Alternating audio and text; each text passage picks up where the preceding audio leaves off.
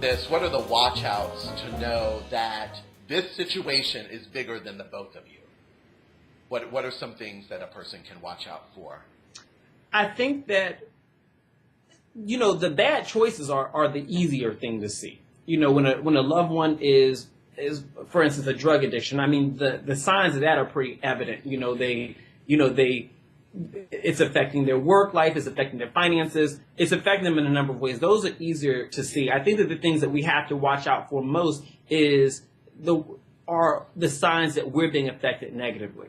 So some of those signs are that your thoughts and even your actions are so consumed with this other person's decisions or trying to help them in the aftermath of their poor decisions, because you go into cleanup mode to try to help them, that you're taking away energy from yourself. When your life is being affected, when you look over your week, you know what? My week felt terrible. I felt terrible today, not because of any decisions I've made, but because of decisions that this person's made. Yes. When you recognize that the negative effects on your life are so heavy that you're not able to live as happy and as whole as you should be able to live because you're making good choices. Let's not forget about that. You're the one making good choices, so you deserve to live a happy life. So when you recognize that this person's choices are interfering with your ability to live a consistently happy life, to me, that is the first sign. Yeah. I think another sign is also when you are giving your resources, money, or even your emotional resources towards being this person's support system, and you don't have anything for yourself left over. I can tell you, I've had a loved one in my life where they consistently made poor choices in terms of the people that they would choose to be in romantic relationships with. Abusive relationships, a lot of infidelity and things of that nature. And although it didn't cost me any money, it definitely, I would go into cleanup mode where 3 o'clock in the morning, I'm being called regularly about what their partner is doing to them, what they're going through. And I become so invested in that I'm losing sleep. The next day, I'm taking time out my day to call them, to check up on them, because I believe that's my responsibility. And I realize that their poor decisions have become a burden in my own life. So I guess that's another one. And I think that's probably the most important one. When someone else's poor decisions ends up becoming a burden in your own life, I think that that's usually a sign that this is something, you're ready for a course correction at that point in time, because now their poor decision making is really negatively affecting you. You are now, it's codependent almost. Right.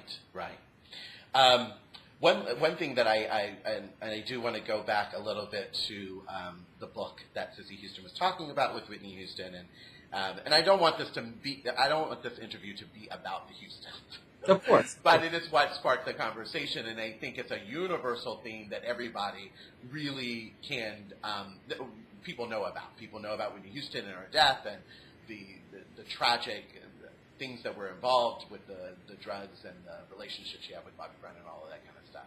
What I found really poignant, and I think will help people as they move into action to talk to their loved ones, is that Sissy Houston's book is called Remembering When. And I thought it was a neat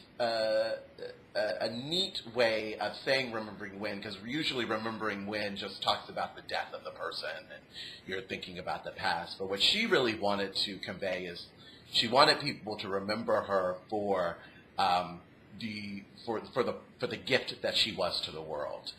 Not the drugs, not the bad relationship, but for the gift. And I think that is something that's really important to remember for the loved one that you're going to approach about their bad decisions.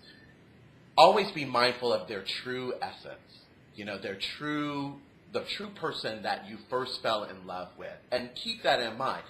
That should not completely disguise the bad choices or make you blind to what you're going through, but just remember the love that you have for them. Remember when, and I think that will aid you in the hurt that you will have to go through as you are talking to them about the bad decisions. I know that this is kind of a question off the cuff, but I know you have thoughts on this. But what were some of the other things that you saw that in that interview, or that you've witnessed, that have been real big learning moments for you when thinking about talking to a loved one about bad decisions, or seeing a loved one go through these bad decisions? Like, what was a big learning moment for you? You know, I can tell you what was a learning moment, and it's so funny because I just experienced this. When I heard Sissy talk about being afraid to approach Whitney because she was afraid of alienating her. She didn't want to, although she didn't want to see Whitney continue to make poor decisions, she also didn't want confronting her to be a catalyst for hurting the bond that she had with her daughter, because she felt like if that bond was broken, then she'd be completely powerless to be able to influence any form of change in the future.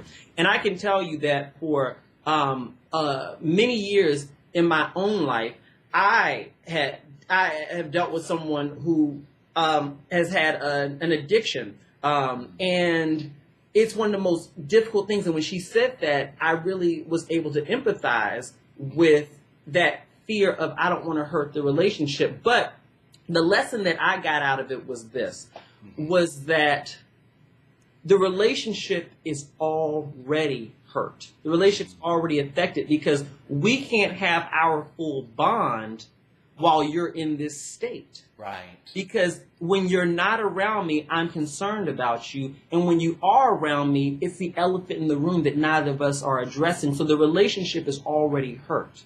Right. So the idea that I'm afraid of hurting the relationship by coming to you, that I won't come to you because I'm afraid of what the outcome could be, really and truly, I had to learn for myself that I needed to put that concern on the back burner, because that concern was really more of a stumbling block to progress. And out of Whitney's conversation, I'm sorry, Sissy's conversation, I actually chose to confront that loved one about their addiction. And what I told, it was a very powerful thing for both of us. And I told them that, you know, I haven't come to you before this because I was afraid of how it could affect our relationship. But you have to understand that I don't know that our relationship really is existing in a full form right now, because our relationship revolves around your addiction. It really does. Avoiding talking about it, dancing around it, me being concerned with you. My thoughts of you are not of you. My thoughts of you are thoughts of your addiction. So I'm in a full relationship with you right now. And that was an incredibly powerful conversation. And I think that really what led me to have that conversation was being able to see that interview and thinking about Whitney's story. Wow. Wow. Wow. I hope those of you who are watching have gotten some kernels or something that will help you move forward in talking with your loved one who is making bad decisions, or if you are the one that's making bad decisions, maybe it will help you initiate a conversation with people who you have hurt in some way. But as we honor love this week, we can talk about this. And this is a part of love. It is a part of love. It's a part of love. Malcolm, I'm telling you, on my 2013 to-do list, I am making a trip to Washington, D.C. Oh, that'd be good.